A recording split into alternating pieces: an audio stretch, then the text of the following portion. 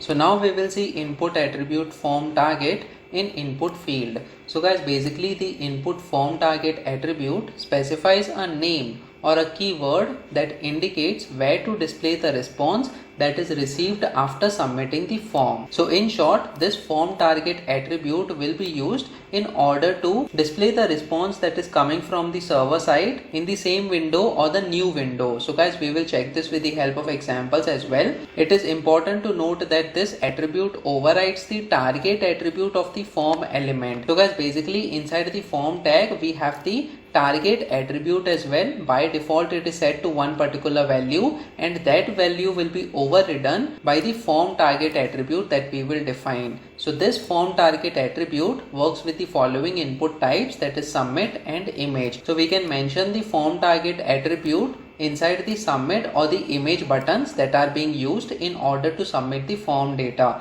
So guys, let us check this with the help of examples in VS Code over here. So previously we had written some lines of code. It is having the paragraph with the help of p tag, and it says below content is in HTML form. And then guys, we have the form with the method that is get request over here, and then the first label we are having as the first name for the first name, and then we have another label that is password along with the input type that is password in this case, in order to allow the user to provide the password. And then guys, we have a submit button over here. I'll remove this particular attribute that is form method which we had seen previously. So guys, let me just save this file now and try reloading this page on the browser. So as you can see, we have first name and the password fields in this case. So if we provide certain data, that is programming in the first name, and let's say we provide password to the password field as well, and when we click on submit, as you can see, both these parameters, that is first name and password, are getting sent to the server with the help of URL.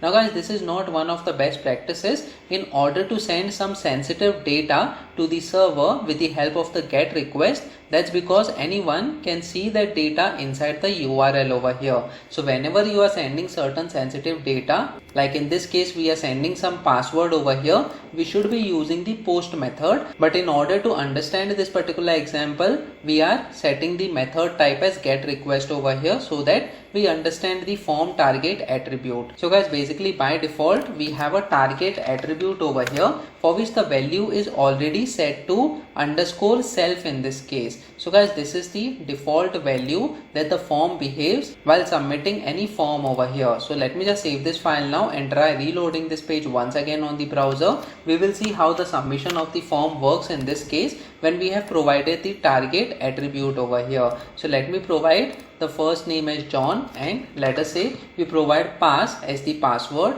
and when we click on submit button, as you can see, we have the F name and the password parameters. Important point is over here, when the response will come from the server, it will be displayed on the same tab, that is the same window of this particular browser. What if we want the response to be displayed in the new window over here, that is the new tab? So guys, what we will do is, in such a case, instead of setting the target attribute over here, we will set the form target attribute inside the submit button. So in this case we will have the form target attribute, and in this case simply we can have underscore and the blank value. So guys, basically when we set the underscore blank value for the form target, the response will come to the new window, that is the new tab of the server, and it is going to override the current value of the target attribute as well that we have defined inside the form tag. So let me just save this file now and try reloading this page once again on the browser. So now if we provide the first name, let us say we provide programming as the first name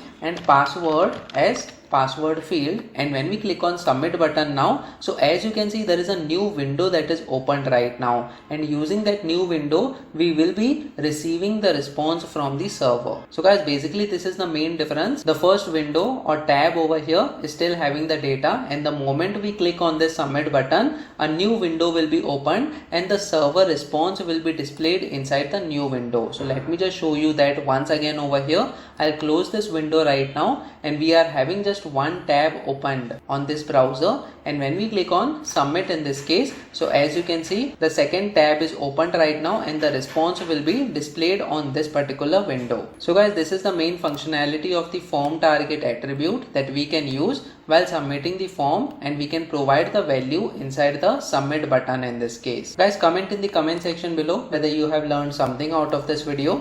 Please make sure that you like this video so that it reaches to more people, and subscribe to the channel so that you get the notifications on upcoming videos as well. The next video that we are going to talk about is form attribute no validate in form tag. So stay tuned.